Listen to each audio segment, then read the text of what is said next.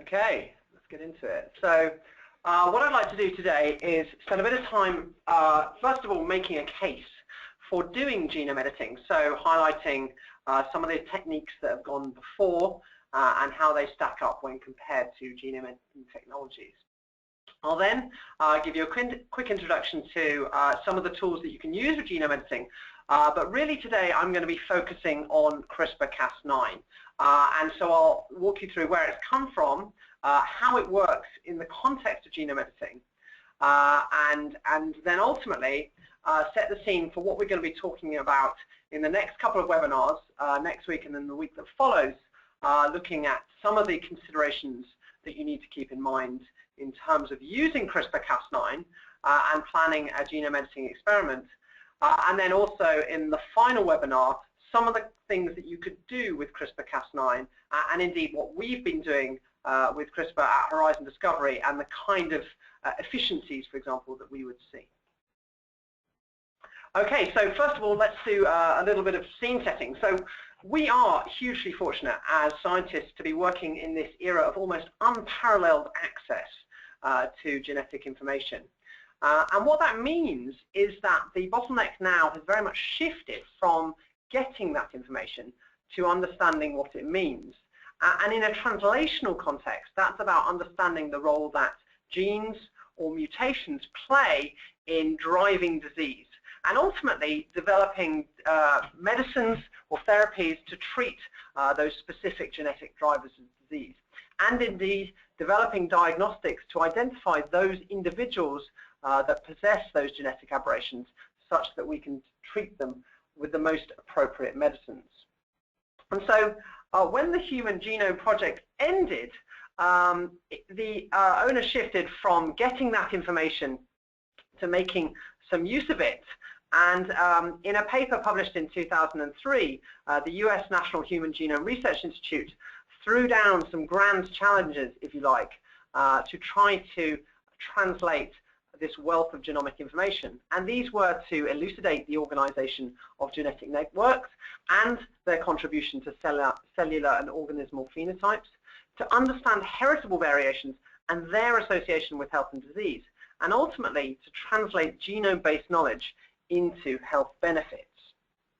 Now, the way in which this has been done for the past decade can, at least in a cellular context, can broadly be grouped into three approaches. The first of these is, if you were to make a genetic observation about a disease, is to go out and try to find a patient-derived cell line that contains the same genetic aberration, and to use this as a model system to understand the role that that mutation plays in your disease state or in particular phenotypes. The problem with this is that patient-derived cell lines are, by their very definition, genetically unstable or indeed genetically diverse, and they often contain a wide diversity of different mutations. So it's often challenging to attribute a specific phenotypic observation to a specific genetic observation. So ideally, what you need is a matched wild-type control. In other words, the same cell line but lacking that particular mutation. But it's often very challenging to find even a similar cell line containing lacking the same mutation, let alone one that is genetically identical. And further to this, if you're working on rare mutations, then by definition you're going to struggle to find a cell line that contains them.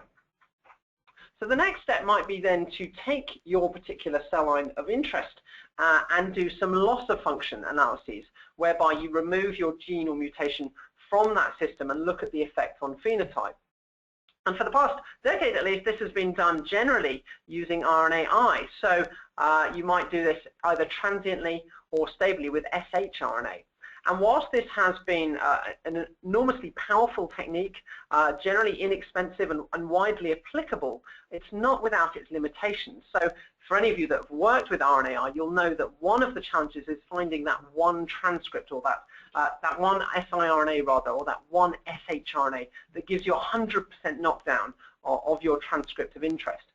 And this challenge is highlighted by this figure on the bottom left-hand side from a paper last year in Science, which showed just the four shRNAs that they designed to knock down GFP expression in a GFP stable cell line. Of these 4 shRNAs, none were able to completely ablate GFP expression.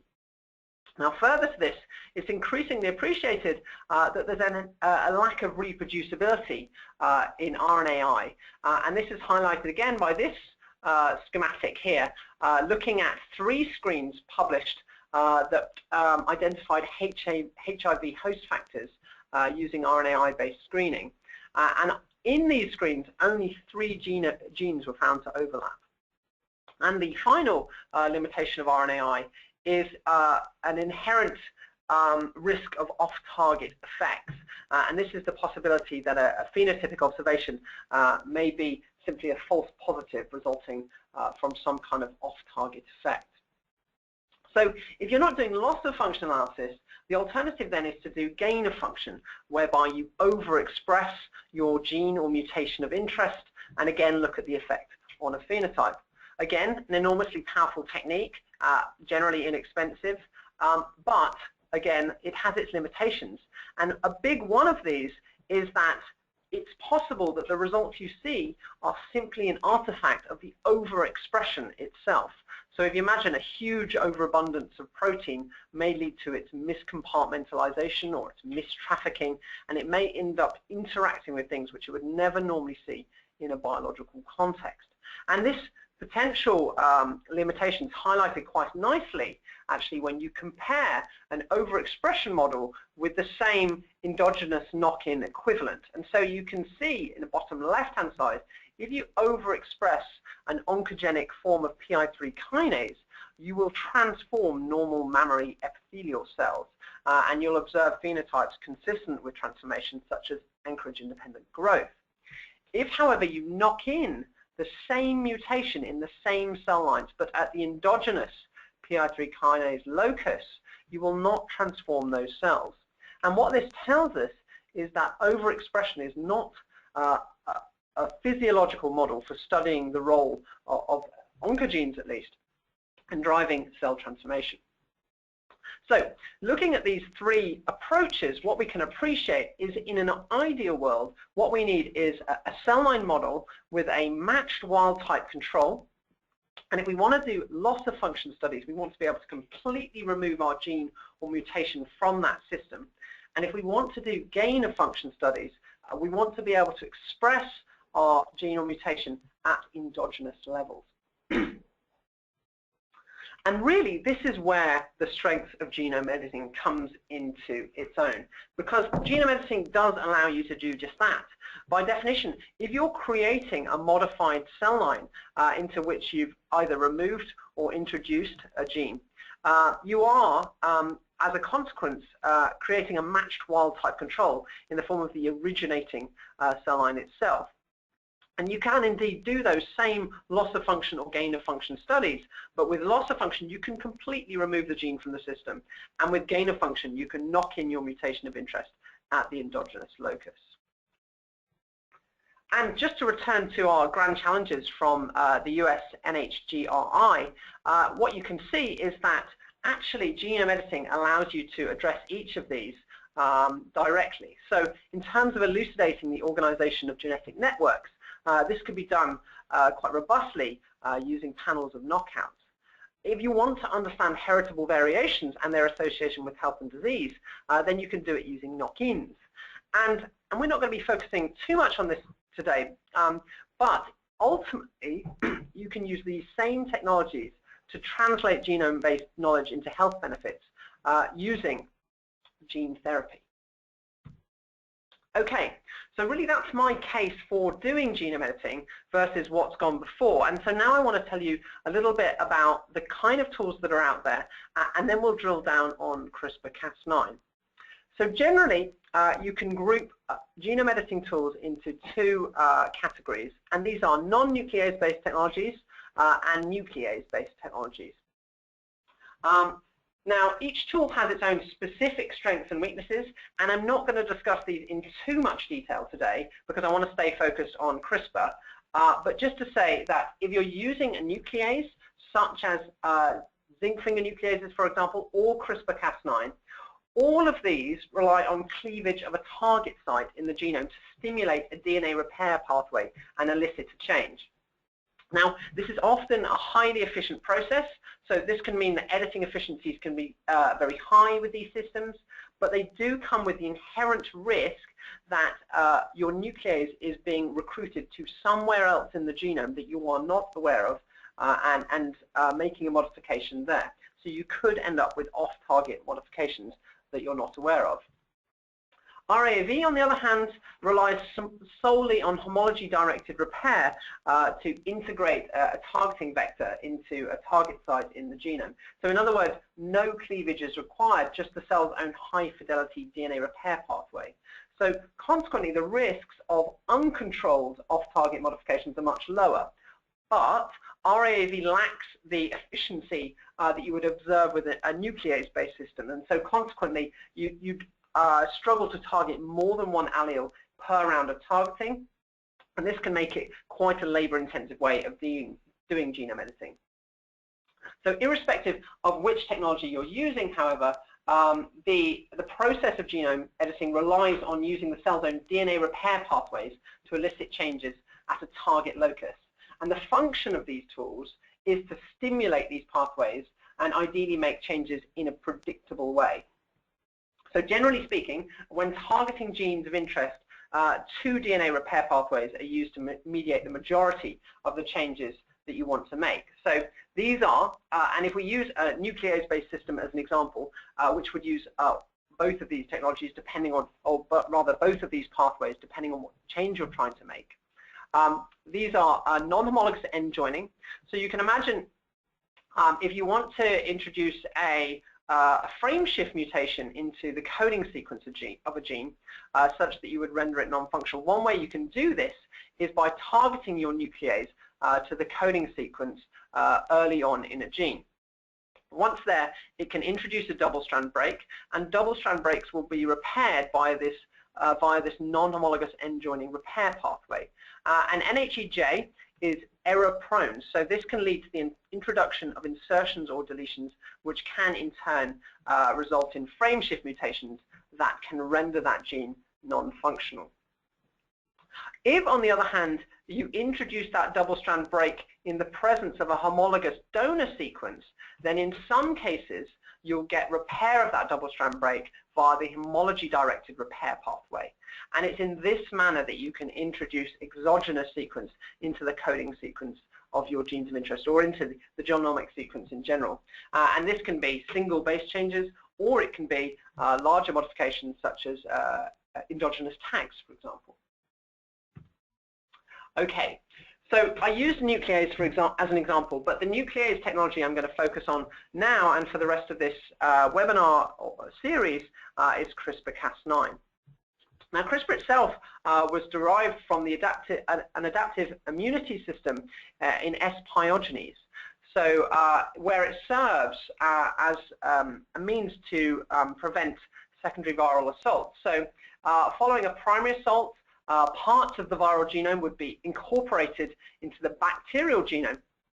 And if the virus was to come back and reinfect that bacterium, then it would use these bits of viral DNA to target a nuclease to its DNA and chop it up, thus preventing infections. And it's this functionality, the recruitment of a nuclease to a specific sequence of DNA, that's actually been turned to the purpose of genome editing. And so what you have in the bacterial system is a 3-component system. You have 2 bits of RNA, a 20 nucleotide sequence homologous to your target site. You then have what's called a transactivating CRISPR RNA, which is this hairpin loop here, which serves as a scaffold to link your 20 nucleotide CRISPR RNA to your endonuclease, which is this boot-shaped structure here called CRISPR-associated 9. And actually, for the purpose of genome editing, you'll generally find these bits of RNA being combined into a single piece known as a single guide RNA. And it's this fact that you only require a 20 nucleotide sequence, this simplicity, if you like, that's allowed CRISPR to take genome editing from being a relatively niche pursuit to the scientific mainstream. And so, as I mentioned before, the way in which you can apply this technology is by targeting, for example, your nuclease to the coding sequence of a gene, where it can either be used to introduce double-strand breaks that lead to frameshift mutations, or in the presence of a homologous donor, can be used to introduce exogenous sequence. As I mentioned, all that you require is a 20 nucleotide sequence. And so in the genome, this is actually 23 nucleotides ending in an NGG motif, or protospacer associated motif, or PAM site. And as you might imagine, these are actually pretty simple to spot. There are a number of tools out there that allow you to identify these sites. We have our own, in fact, which you can find on our website called Guidebook. But the purpose of these tools is not so much to identify these sites, which is the straightforward bit, but really to understand whether somewhere else in the enormity of the genome there is a site that is identical to or similar to that, that target site that you've identified, and to assess the likelihood that this Cas9 is going to be recruited to a site off target from your original on-target site. And indeed, this potential for off-target cleavage is something that occupies the minds of a great number of researchers working on this system at the moment, not least those hoping to ultimately use it one day for the purpose of gene therapy. And there's been a number of publications that have come out recently addressing ways to improve the specificity of the system. So, for example, one publication came out last year from Mass General Hospital, from Keith Young's lab, that found that if you actually truncate this guide sequence to a 17 nucleotide sequence, that can actually improve the specificity.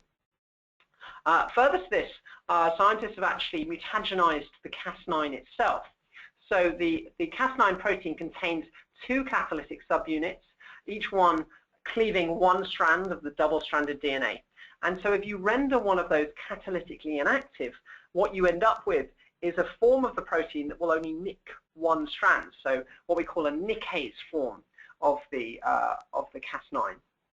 And so rather than requiring the recruitment of a single protein to a site where it would introduce a double-strand break, what you would then need to do to use this system for genome editing is to design a pair of guides, one to recruit a nickase to each strand of the DNA.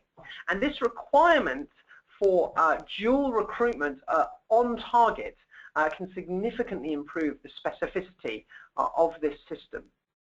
Now, this improvement in specificity, however, comes at a cost, as you're now dependent on the recruitment, on two separate recruitment events, I should say, and as a consequence, the efficiency of your system, or rather the efficiency of your targeting, can drop off relative to just using the wild-type Cas9. And so really, it's up to every scientist using this system to decide how they want to balance specificity versus efficiency. And if you're working in model organisms or in cells, then perhaps you have the luxury to identify multiple independent clones or independently generated organisms and clone out those off-target effects. And so perhaps you might choose to prioritize efficiency over specificity. Now, even in the short time that Cas9 has, the CRISPR-Cas9 has been about, or at least widely used as a genome editing technology, which is less than 5 years, it's been improved, iterated, and adapted to multiple different uses. So I've already mentioned this use of CRISPR for genome editing, both in its wild-type form and in the nickase form.